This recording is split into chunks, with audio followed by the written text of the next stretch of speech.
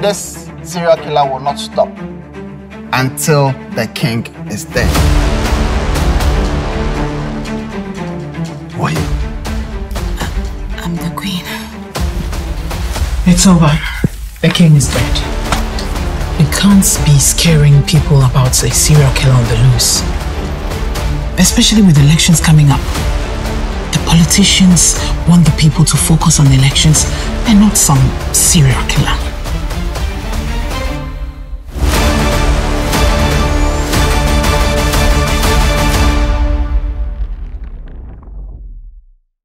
Where's the banku? Okay, it's been deleted, but we'll talk about that, sure. So it's safe to say that the support system was already there. I understand why people see me as an action director, which I am not. A Jacko or Lil Wayne in the same category as Adjetey and Annan. I'm like, I don't know. I don't know about that. I really don't know about it because being a comedian and being an actor, it's not the same thing at all. No, I think, if I may say so myself, he picked the right person to direct this film. It's Lynx Entertainment and Tigon Studios. So it's their project to make this film come alive. And directed by Pascal Aka. And yeah, voila, Pawan, there it is. After the cinemas, where are we looking at getting the film? Are we thinking streaming? What's the look like for Pawan? Very good question. Hello, everyone. Welcome to another episode of In Conversation with. I am here with a renowned filmmaker who's going to be taking us on a journey. You know, with these segments that I have with individual filmmakers, it's always an interesting journey. We take a journey into their life as filmmakers, but we also talk about their pending projects, which I'm excited to talk about because there's a film coming out that he directed. I'm not going to do too much talking. We're going to get to know who our guest is today by the bio. But I'm sure by the title, you already know who is here. But we're going to get to know the bio or listen to his bio. And when we come back, then we'll go straight into the interview. So stay tuned. Pascal Aka is a renowned Ghanaian film director known for his exceptional storytelling and cinematic style. Launching his career in 2005 in Canada, Pascal directed action-packed films Souls of Strife in 2007 and Evil in 2010. He later transitioned to Ghana in 2012, expanding his portfolio by directing music videos for prominent artists such as EL, D Black, VVIP, and others. His accolades include Best Directed Video at the 2015 Foresight TV Music Video Awards, Best African Video at the 2016 Afrima Awards, over 18 international awards for his latest film, Gold Coast Lounge, including Best Director and Best Picture in Ghana.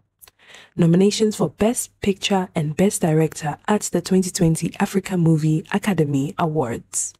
With a career spanning nearly 2 decades, Pascal Aka continues to push boundaries in African cinema, solidifying his position as a visionary filmmaker.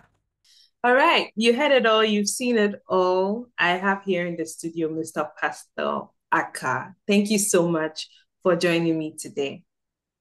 Alex, you know how long I've been wanting to be on the show, so Yes, and thank you so much. You're one of the few filmmakers that I meet, and I actually feel like you follow what it is that we do, and I also follow the stuff you do as well. Someone told me to ask you actually that where's the banku?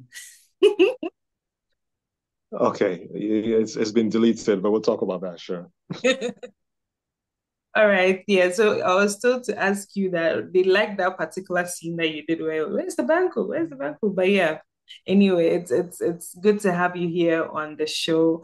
And we're going to get into Pawn, which is showing at the Silverbird cinemas on the 2nd of November. It's going to be premiering. So we're going to be getting into that particular aspect. But before that, we're going to get to know who Pascal Aka is. We've been seeing some of his videos on social media. If you follow him on social media, even if you don't follow, I'm sure most of the blogs have been reposting some of the interesting takes that he has on the film industry, generally in Ghana, in Africa, and everything else. But where did it all start for you?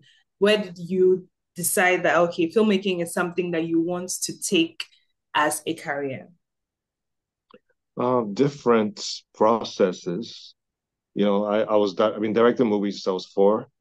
You know, I've been making movies in my head since I was 4 years old. And I didn't know what film directing was. All I knew was that I was watching movies with my brothers and then quite a lot. And then in between that, I was making movies in my head, you know, making movies that never existed for many, many years. And growing up in school, I was always in the arts, you know, from acting to story making to music to, you know, art. So I was graphic design. I was obsessed with all of it. So I was going to use my education to pursue acting. But it was my father that convinced me to use my education to pursue directing itself, which is not bad because I ended up doing everything else that I was obsessed with artistically as a director. I still make music, I still do art, so many different aspects of it, and I still act absolutely. So and directing is basically is the epicenter of all those different things. So yeah, I'm living the best life, honestly. Yeah. I speak to a number of filmmakers, and there's always this, not always, but majority of the time, we have them saying things like, oh, it wasn't easy initially to convince my parents about this path that I wanted to take. But you have just mentioned right now that your dad mentioned or actually told you do directing rather than acting. So it's safe to say that the support system was already there. I mean, I summarize a story. I mean, I mentioned my father. I didn't mention my mother. My mother was not happy with it at all, you know, because Okay. the youngest of five brothers, everybody was doing business. And why is the last born going for arts, like acting? Like, wow, you know? So, yeah. So gradually, you know, the first few years, when I did go to film school, but the first year or maybe by the second year, that's when I started really like I pursued my career. And then honestly, it wasn't until the fourth year or so when I started seeing like news articles of my movies and stuff and what I was doing in Canada that, okay, the whole family started seeing that, okay, we have something going on here. So it wasn't easy at first. It wasn't just my parents, also like from, you know, other family members. But gradually everybody saw that, okay, this is what Pascal does. And then let's see where it goes. Yeah. My mother was not so happy about it, you know, because as being the youngest of four brothers and all my brothers wanted to do business. And I'm the youngest who decided to just pursue art. So it was very, very different. But my father I would say I'm lucky. He sort of accepted it. He knew I was different. And it wasn't until like the third or fourth year of me pursuing my career that, you know, news articles started coming out and then the whole family started seeing that as something special. So yeah, in general, I'm lucky, but hard work was important. Absolutely. Okay, so you're growing up. Let's talk about your naturalization, or let's just say your socialization as a person growing up in Ghana, or where exactly did you grow up? And what do you think the influences of the places that you lived have on you creatively? Well, first of all, it was I came to Ghana when I was five. Well, I was 5 years old. I was born in Ivory Coast. I would say what really influenced me was all the schools that I went to. Because when I first came to Ghana, I was in a French school for 6 years. You know, I still spoke French in an English country. And then after 6 years, I went to Ghana International School. And after Ghana International School for a few years, then I went to Columbia International College. After Columbia International College, I went to Carleton University. So all my environments, all the schools I went to was very, very, very international. I had so many people of different cultures, people from different races and different upbringings and you know, the different art forms that I was very, very um, um, accustomed to. So I'm not the kind of person that's okay. I'm West African, half Ivorian, half Ghanaian, but I'm not. I'm very very aware of the different flavors from all over the world. You know, and if you look at Ghana, Ghana's a very very small country. Nigeria is not really a small country, but it's like at the end of the day, West Africa is West Africa, and there's so many different parts of the world that have a lot of different um, ways of expressing themselves artistically, you know, that we can consume, learn from, and apply with our art form. And the way art is so vast makes me extremely excited. Mm. I mean, yes, it's a very exciting time, especially in recent times. You're seeing a lot more people being expressive, especially with the indie filmmakers, you know, taking leaps and bounds, and actually making film that is not necessarily niched, but they are just expressing themselves and certainly having an audience to appreciate it. So I guess it's exciting times for us. Now let's look at your journey. Now deciding that, okay, I want to go into film, or this is something I want to do. You mentioned film school. And when did the transition from music videos? Because I know you did music videos. I mean, growing up, I knew you as a music video director. I know most of EL's music videos, it was you, and you'd always do a cameo here and there. And then hearing you win an AMVCA, and now this film that we have with the collaboration with Lynx Entertainment, the journey basically. So deciding to go to film school, coming to Ghana, what was it like? Because I know that time we didn't necessarily, even in recent times, we don't necessarily have the strongest film industry, even though it's growing gradually and we're happy to see progress. But let's just talk about the reality on the ground, waking up every morning and not being motivated because maybe you don't have a lot of people who are doing what it is they're also interested in. How was the whole process like for you leading up until AMVCA, having your film on Netflix and being here? Okay. Now, one thing that needs to be mentioned is like my Canadian career. That really built the manhood that I am, really. Growing up, I was a very, very quiet boy, very quiet, unless I'm in front of the class reading an announcement. I don't mind being in front of the class. I don't mind being on stage. But when I started my first film in Canada, 2005, that was when I had to change. That was when I had to just get out of my shell. So I did 2 feature films in Canada. The first film, it took me 2 years to make, myself and my team. The movie is called Jimmy Nettie's Souls of Strife. And I basically began my career with aspiring stuntmen and aspiring actors. So it was an action film, indie action film. The action aspect of it is what we really, really spent a lot of time studying it, working hard on it, and to create our feature film. That was the first film. And the second film also took 2 years to make. The first film, I was a student. The second film, I was a worker, And the second film was called Evil, EVOL. That one's on YouTube. And that really built my career. So I did those before I dove into music videos in Canada. I worked for a studio called 456 Studios and eventually changed its name to Solid Gold Studios. So I did about 11 music videos before I came to Ghana. And Ghana, I tried to pursue both movie career and music video career. And once I did 1 video, 2 video was cool. But then as soon as I met that guy called EL, that was when I found someone that I really, really gelled with creatively, himself and his whole team, BBNZ.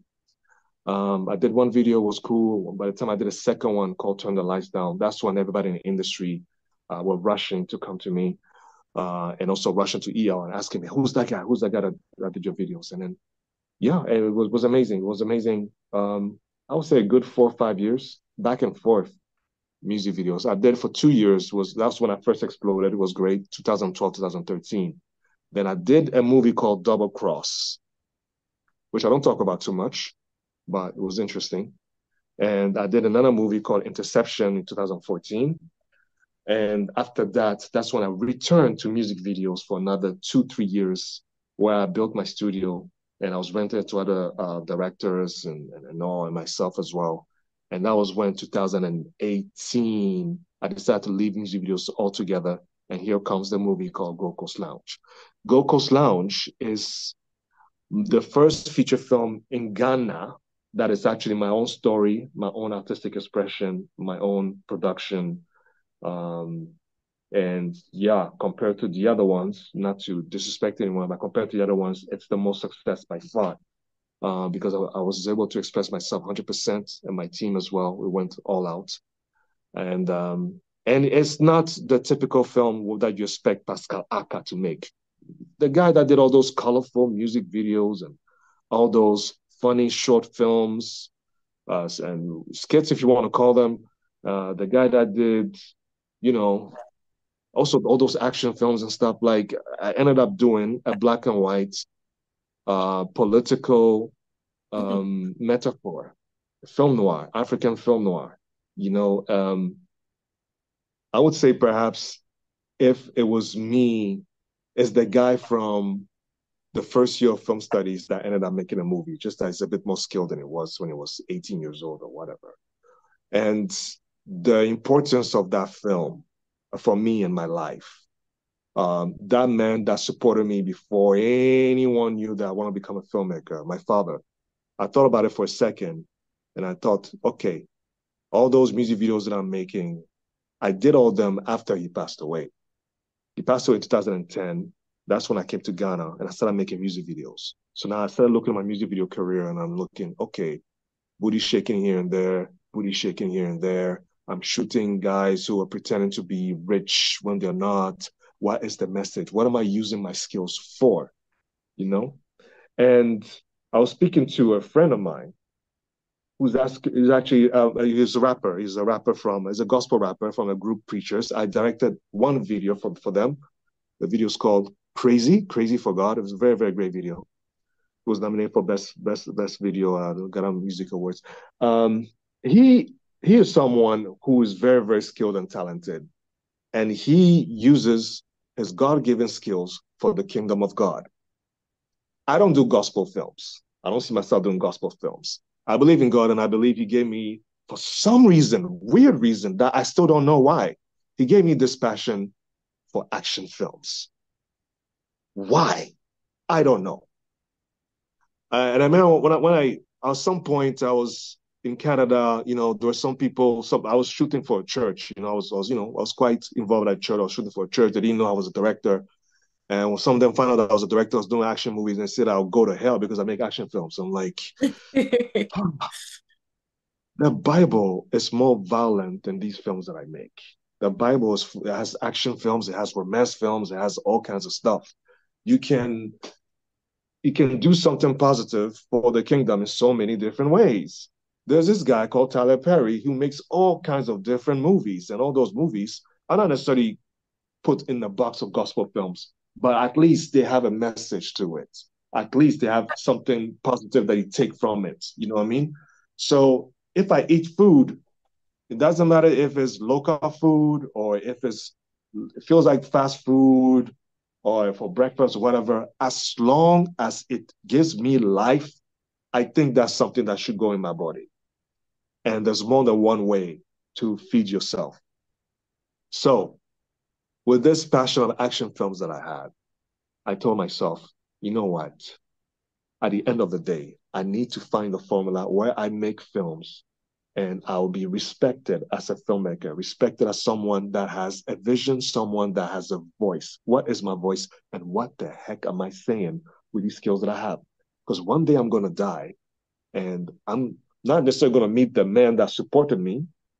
I'm going to meet the man that created me, the God that created me, and he's going to ask me, what did you do with what I gave you, the skills I gave you?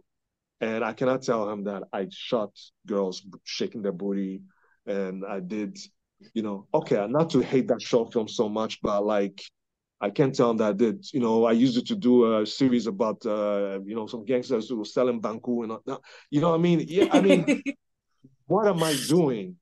You know what I mean? So when I hear forever, and I know for a fact, I'm not saying that I want to die, but I know for a fact, if for whatever reason, God forbid, my time is up, at least I know I did Gold Coast Lounge, which is a film that I'm 100% proud of, a film that you can sit down, kings and queens, a film that the president can sit down and watch, and I did that, you know? I need to respect myself as a filmmaker, respect myself as an artist, and not necessarily do something just to entertain. And I got sick and tired of people saying that I like your film because you made me laugh. I like your film because I like the shots. I like your film because the action is so cool, so dope. Or I like the colors. I got tired of all that. So I got rid of all those things and went back to basics. And now you have no choice to enjoy the film if the acting is great, if the message is great, if the story is great. So the film, I stripped the movie naked. We did Black Rose as a, you know, the short film, which was a proof of concept for Gold Coast Lounge. And, you know, a few, you know, shortcomings here and there because the film festivals didn't accept it. It didn't go anywhere. But we perfected it and we focused on story as opposed to just a shot, which is Gold Coast Lounge. And let's say Afri, for example, they rejected Black Rose short film, which broke my heart. But then when we did Gold Coast Lounge, Afri was the first festival to accept Gold Coast Lounge. And yeah, Afri was the first place that screened. So Nigerians saw Gold Coast Lounge before Ghanaians. Ghanaians, So, exactly. yeah. Now Nigerians saw Gold Coast Lounge before Ghanaians, and it's like that was when I was well. I knew that okay, they had good reactions. Auntie Mildred, hey, what's her last name? Anyways, director Mildred, she tweeted about it, and then a few other people tweeted about it, and it's like, okay, I think I made a good movie here. And then we premiered it, and then, you know, film festivals here and there, and then rest is history. 18 awards, great, awesome. So that's the story of Gold Coast Lounge. We shot 6 years ago. I still talk about this film because to me, it's my genesis. My first year of film studies, we've studied film noir, and me making a film noir, African film noir film, is the beginning of who I am as a filmmaker from now going. I had to make a film that is respected, and I had to win those awards because I never won those awards at all. I won't lie to you. Now I'm satisfied. It's okay. I have 18 awards. I think it's enough. You know, best director, best film, all those things. Great. So the direction now is like, okay, now I'm not self-conscious of I'm not a gimmick director. Now I'm actually, after 15 years of directing at the time, now I know that, okay, I'm actually a director. I'm not just an action director or music video director or cinematographer. I actually can tell stories. So moving forward, their plan is to make films that have both the critical success to it and the commercial success. Because the commercial stuff, that's all I was doing, action, the comedy, and all that stuff that makes people rush to come to the cinema. It's time to mix both of them together, and the rest is history and present, I guess. Awesome. Wow, what a journey you've been on. And we're here to talk to Pascal Aka, get to know him, and also speak on a project that is about to premiere. I mean, it is showed at the Black Star International Film Festival. Pre-screened over there, so a number of us got a chance to watch it. And it's going to be premiering on the 2nd of November at the Silverbird cinemas. So you don't want to miss out on any of the action, because believe me, it's a good film that I think everyone should come out in their numbers to watch. Before we even get into that aspect of the film, the porn film, it's interesting how, as a filmmaker, you've been able to evolve from just making music videos to your own film, which is the Gold Coast Lounge, and now being able to collaborate with other individuals.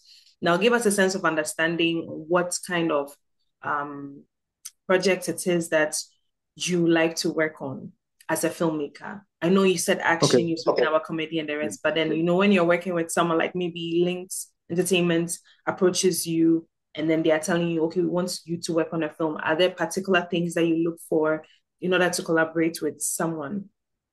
Yeah, that's a very good question. Because as a director, I do have a brand. It's not just any project that I take on. There's two things. There's my own production. Gold Coast Lounge is the only example from Ghana, and you know, that's very dear to my heart. But then the other projects that I did, I think 3 other feature films are commissioned films. One was Double Cross, the second one was Interception, and now we're here with Porn movie. Now, if you look at all of them, they all have something in common. Here's what I feel. The thing is, I grew up on action films, and I started my career with action films. I believe that I understand why people see me as an action director, which I am not. I can direct action. I have directed a lot of action. Gold Coast Lounge is not necessarily an action film. It has some action in it. Same thing with Double Cross, and same thing with Porn. Porn is not an action film. I know they're trying to promote it like it's an action film, but it's absolutely not. There's literally probably 60 seconds of action in it, you know? At the end of the day, it's a psychological thriller. Now, but however, I do think that every single project that I would take on will have some flavor of action in it. And people need to understand that action is not necessarily the entire recipe of a film. It is just one out of 1,000 ingredients that makes a film. When I eat food, I need my proteins. It can be fish, it can be beef, it can be chicken, it can be eggs. My proteins have to be there, okay? But I do not eat those proteins alone. I gotta have my veggies, I gotta have my fiber, I gotta have my carbohydrates and my healthy fats. You know, fruits, all those things, all to have a balanced diet. So if someone comes to me with a full comedy script, I probably would turn it down. Full romance script, I'll turn it down. Full drama, I'll turn it down. Also, if it's full action, I will also turn it down because it needs to be balanced. And a lot of African films that we've seen over the decades are either full drama, full comedy, or the mix of both and stuff. But if you look at the big movies coming out on Netflix, action is the big action blockbusters. It's a big trend now. It's a big trend. Yeah. If it's premiering on Netflix, it's definitely we're looking at blockbuster direction. But those that go in the cinema, of course, it mixed with comedy. You know, you have the Jennifer films, etc. And So I'm more in the direction of the blockbuster direction, because a lot of times when those movies come out, everybody's looking my direction. Pascal, I'm like, what is it? You know, everybody's waiting for me to answer to those films, you know, because the demand is there. So nothing wrong with that, but at the same time, I think I know everybody knows where I stand.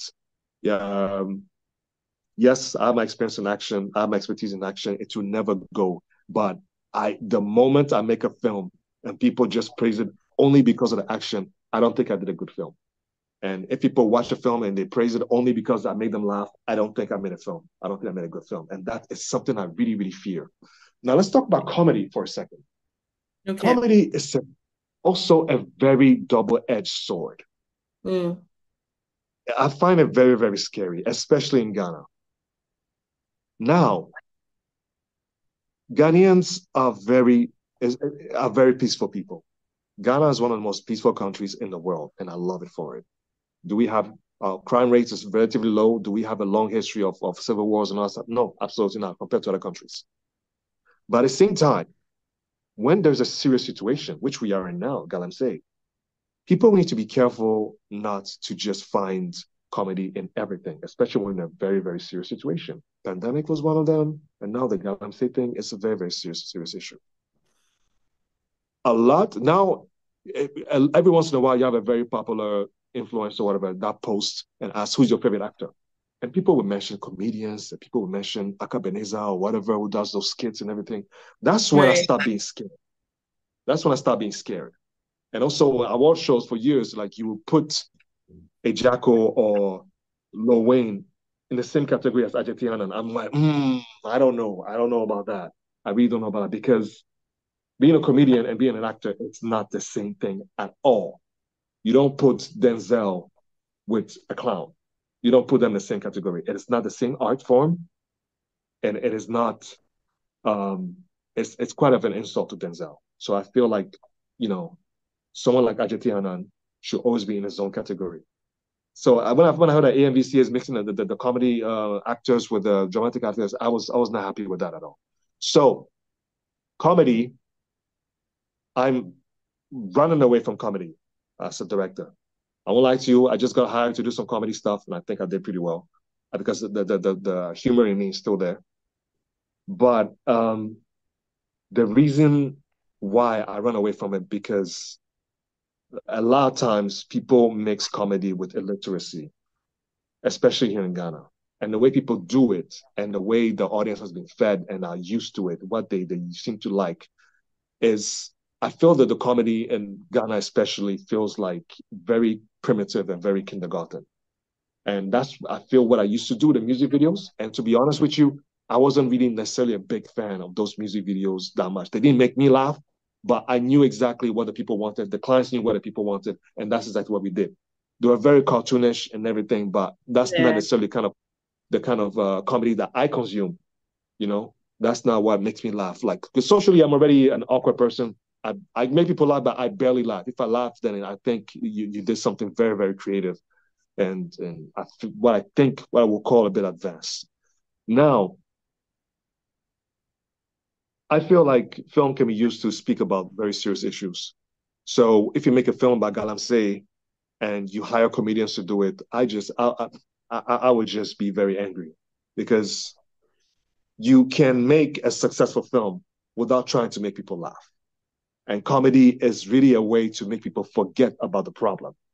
And that is not what we need right now, you know. So I commend all people that do comedy, etc. But it's like, I feel that if you're dying, I don't think you'll be laughing, because that's what they asked Chris Tucker, who is a born-again Christian and all that stuff and everything. He's a comedian, but they asked him if he's dying, what would be the last joke he would make? And Chris Tucker said he would not be joking. If he has a few seconds to live, he would not be joking, you know? Right. And Chadwick Boseman was the one that said that if he dies, he wants to die knowing that he used everything in him, all the talent in him, you know? So I think I want to live my life with that mentality. And if I want to make films, I won't necessarily do it just to entertain people. I want to make big films. Yes, there's so many things that I want to see. The visions that I have, seriously, AJ, the visions I have for some of the films that I want to make, seriously, Gokos Now was just the tip of the iceberg. There's so many visions that I have that I cannot wait to make. But at the end of the day, it's much more important to have positive messages with these films. That's exactly what Africa needs. Yes. Absolutely. We also can't wait to see it, because I know with time, you definitely have the opportunity to express everything that you have up there. I really like your take on the comedy and everything. I mean, we have the slapstick, which has its audience, and then we also have comedy of errors and all those other ones I learned in my theater class. But ultimately, we also have comedy in such a way that, okay, fine, it's basically dealing with issues on a lighter note, not necessarily making fun of it, as people say nowadays, fun-fooling, but yeah, basically making light of a situation. So we can be dealing with serious issues. Like, I know this particular lady, Nigerian filmmaker, Funke Akindele, she does a great job at that. She makes the serious issue seem like a comic situation, but before you realize, you yourself are thinking about it and wondering, you know, trying to put two and two together. So I guess we can also take that angle and then make better films. So now let's get into porn, the film itself, the making of the film. I listened to Richie when he was interviewed, or he had a talk at the Black Star International Film Festival. He was talking about his venturing into the film industry and just basically spreading his tentacles in the industry. Now, for someone like that, even though he's very well established in music, one might be a bit skeptical, especially to kind of indulge him for their first feature film. And maybe for him coming to you, it might be easier because you're already established in the film industry, but whereas he is not so established in the film industry. Now, how was that interaction born? What were the challenges that even arose as you embarked on this journey to work with? I don't know if my question is clear, but like working with someone who is probably not as established, even though he is established in music, but not in film. Now, how easy or difficult was it for you to decide, okay, this is someone I want to work with. I'm willing to take the risk and direct this film and collaborate with this person? No, I think, if I may say so myself, he picked the right person to direct this film. Why? Because I've known Richie, or he's known me ever since, you know, I landed. You know, he's one of the first people that I met. I had meetings with when I was trying to get in music videos. I never shot a music video for any of his artists, but he's followed my entire career.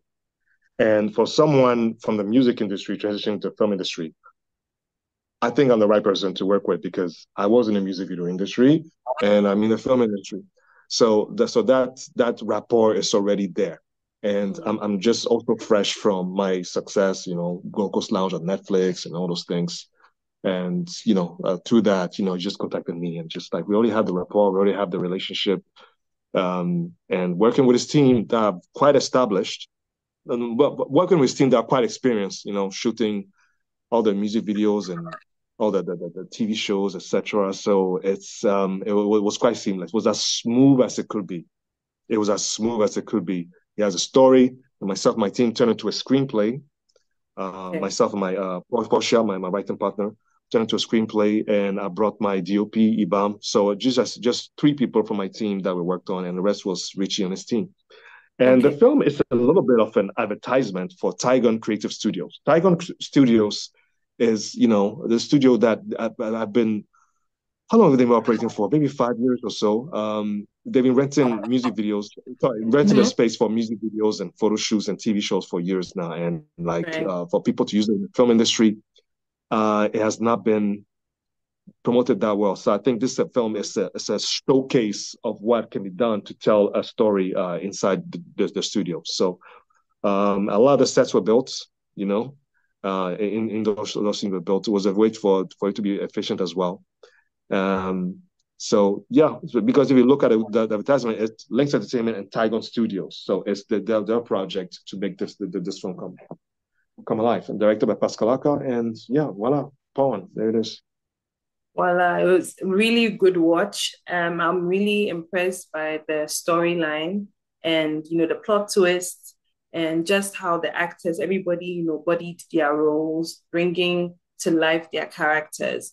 And I was truly, I mean, I'm already a fan of Adjetey, Annan, amazing actor. And this, it just, you know, just knocked the socks off, or it just really, really established him as who he is.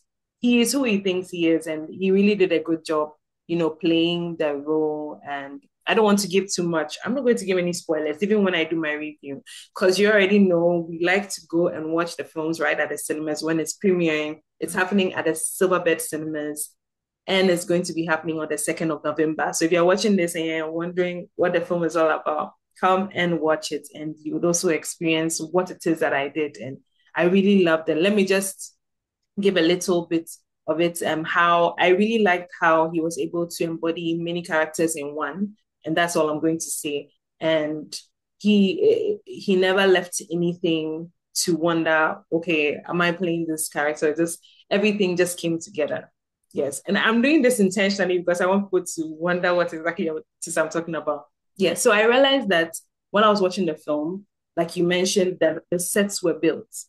And this is not something that we've really seen in Ghana most of the time. It's not necessarily, it's not practiced. It's not something that we've seen because, for instance, while I was in Nigeria, I visited Tinsel Studio. So it kind of reminded me of Tinsel and how they build the set up and, you know, they just make everything work, basically, how the sets are already there. So everybody's working in and out of the sets, striking sets, making them up. And it doesn't necessarily mean that you have to pan the whole, but then if you still made it look realistic with the external and the establishing shots and everything. So it's playing games with your mind. You're watching the film and you're like, is this, I was always trying to figure out, is this built or are they on location? And it was difficult to tell. So it all shows that everybody did an amazing job on set. So kudos to everybody, the team at Tigon Studios, Lynx Entertainment, and of course you for directing such a masterpiece.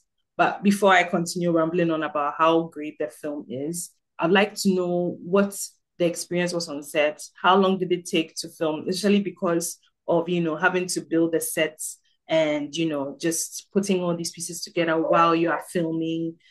What was the process like?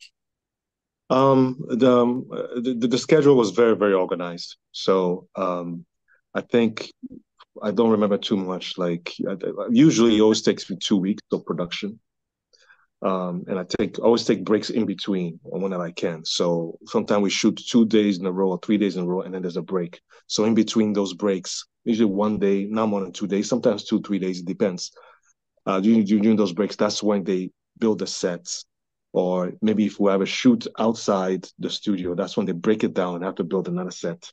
And then by the time we come back, we shoot the other scenes and stuff. So it was just well organized, you know.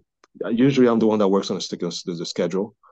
And it just works out perfectly for everyone. You know, I have my system and I have my template that's worked for quite a while. So it's been great. And the story that they presented, you know, such a psychological thriller, you know, which fits Exactly. I in. don't know why people were saying that. Mm. That's exactly how I described it. Psychological thriller, because everything was just all in your face. You would think that you know the story until it just hits you.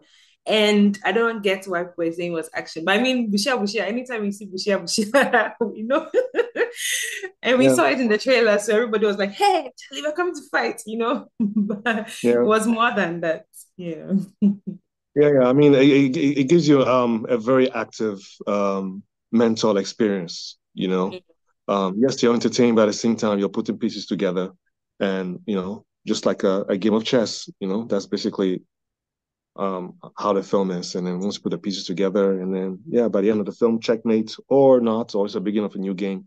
So I think it's we're heading towards something interesting. So it's too early to start talking about what we plan on doing if there's going to be a sequel, but there already talks about a sequel, to be honest, because we really enjoyed the experience. We hope it's going to be a success. And from there, we just will go ahead and do more. And if there is a sequel, we know for a fact that we would do a lot. There's so many things that we're going to do. A lot of things that we're going to do to just break the envelope quite a bit, storyline wise, and also visually and stuff. So I'm looking forward to that. We're hoping for the best. We are also looking forward to it. And I'm happy to hear that there's a chance for a sequel. I mean, the way it ended, I just knew that there was so much more that the story could explore. And I can't wait to see it take different forms. So, I mean, I would really like to know. I don't know if you're willing to share, but after the cinemas, where are we looking at getting the film? Okay. Are we thinking streaming? What's the look like for porn? A very good question. I worked on it as hard as I could to the best of my abilities. But just like the other film that I was commissioned to direct, it is not my production. So that's a question that Richie will have to answer. So far, the film, what I can say that the film has been signed on to being represented. So through that representation and distribution, hopefully to reach high streamers and stuff, etc. It actually depends on the direction that the executive producer Richie would like to go. So it's out of my hands, but we always hope for the best, and it's going to be the best. Absolutely. And just to give us an idea of how it is working on someone else's project versus your project. And I'm asking this for someone who probably is new in the film scene and is wondering, what does it mean? He directed a film, isn't the film for him? Now you're mentioning the executive producer. So how then does it work? If you, for instance, you mentioned just opposing it to Gold Coast Lounge, where you had full autonomy, as opposed to this. Can you kind of give us a few disparities between the two arrangements? Great. So there are two levels to it of ownership and control. Now, a film is being owned by an executive producer. The executive producer is the one that put in all the money, so he owns the film. He's the CEO of the film, business-wise. The director is the guy who was hired to be the captain of that ship that is owned by the executive producer. In the case of Gold Coast Lounge, I am the executive producer. I own the film business-wise, and I'm also the captain of the ship artistically.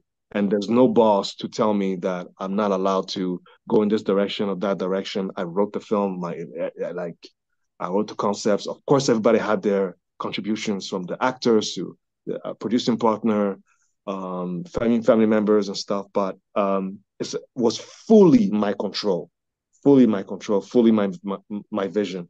Whereas when a film is commissioned, the story alone already is not my story. Lynx came to me with a story already. So the same thing with all the other commissioned films. They're not my stories, but they sort of fit my brand. So it's like, okay, that's why I took on to be hired as a captain of the ship to bring that vision to life. So business-wise, in this case, Richie owns the film. Lynx owns the film business-wise. So they're the ones that decide where the film goes, how it's being premiered, where it's being premiered, and where it to go, and all the business deals that comes from it. So after I say cut, my work is done. Basically it. Yes. But regardless of your work being done, we like that you are also promoting the film. We saw you at the pre-screening at the Black Star International Film Festival. So that doesn't necessarily mean that you've been severed away from the film, but we also Yeah, like but that. that part is fun though. That part is the fun part. Is it? Yes, it is. Why? Or how fun? How fun is it? Oh, right now I'm just thinking of the outfit I'm gonna wear for the premiere and stuff like that. I just want to show up and you know, Yeah. yeah, stuff like that, you know. Yeah, you're And not thinking about the numbers. You're not thinking about, oh, it's who's going to show. Like, you're just, okay, I've done my bit. Now it's time to just be acknowledged for the work I've done. yeah, and it's like at this point in my career, I don't look too much of those things that much, you know. I know it's gonna be great. I know it's gonna be fine. And if it was a bad film, I would know it's a bad film. But it's not a bad film. It's cool, you know. And anybody that watch it would enjoy, you know. Um, and yeah, and it's art. You know, art is very subjective as well. You know, some people might find it, you know, a little bit too, you know, too much of a mystery and stuff, and some people might enjoy it. So at the end of the day, like it's all fun. At the end of the day, no matter what the reaction is going to be, it's all fun. But one thing for sure, when people watch the film, they'll definitely be very, very, very impressed and very, very proud of Adjetey's performance because Adjetey and Annan just killed in this film, and I'm very proud of that. I definitely agree with that. So, yes, as you've heard from the director himself, make sure you make it to the cinemas from the 2nd of November. And I'm sure that after the 2nd of November, we'll have it showing at the cinemas. So you can definitely grab friends, go one weekend, go watch it. And I'm sure it will be there for a while. And you can be able to watch porn. And we hope that it hits some streaming platforms or we get a chance to also have it out there for more people to see because I feel like not just people here or people going to cinemas deserve to see the film. The film is really a good one, and yeah, we need to promote it. So go out to your numbers, guys, please. Let's go and watch and support the Ghanaian film industry. We are the ones who are the industry, literally, because we can't sit in our homes and be saying, Ghana, there's no film industry. Literally, we're talking about a film that has been made in Ghana for Ghanaians, by Ghanaians. So as we're talking about it, we also need to do our part as audience to go out there and support. That way, we are finalizing or finishing the chain, and then we'll be able to say that, okay, there's a full industry because it starts from somewhere and ends somewhere. And those are my 2 cents on us going to the cinema. So, any projects coming up for you personally that we should look forward to? And what is Pascal Aka's 2025, 2026 looking like? First of all, after back and forth and me running away, finally Pascal Aka is doing works with Aquaba Magic. So finally Run away. yeah, I mean, like, there was some back and forth for some reservations, but now finally it's happening. I'm finally doing some works for Aquaba Magic, Awesome. bringing my contribution. And but other than that, my big projects, I'm always working on that, and then hopefully 2025, one of them gets made and comes out, inshallah. Oh, great, great. We can't wait. We can't wait to see all that you have coming in the next few weeks, few months, years to come. So, final words for anyone who's watching now, probably has humble beginnings and they're asking themselves in 2024, I'm sure the industry is so saturated. I don't think filmmaking would be a good idea for me to pursue, even though they are passionate about it. What would you say to So someone like that? no, I would say, like, the industry is not saturated. This is the best time to join because we're always looking for new voices, and it's bare land, so build a foundation and be part of it before it becomes a big city. Hmm. Absolutely. Be part of it before it becomes a big city. Thank you so much for your time. And like you mentioned earlier, this has been long overdue. And I'm excited and I'm so grateful that you gave me a portion of your day to have the interview done. And guys, like he said it all, make sure you go out there in your numbers on the 2nd of November and any other day that we have a Pascal Aka film showing at the cinemas. Make sure you show up in your numbers to support the industry. Thank you, thank you, thank you. And yeah, guys, we've come to the end of today's interview. I'll definitely be back with another interview sometime soon. So make sure that you're subscribed, make sure that you're keeping tabs. And if you have any comments, questions, reservations that you'd like to share, don't hesitate to share it in the comment section and we'll definitely get back to you. All right, guys, have a good one and I'll see you in my next video. Bye.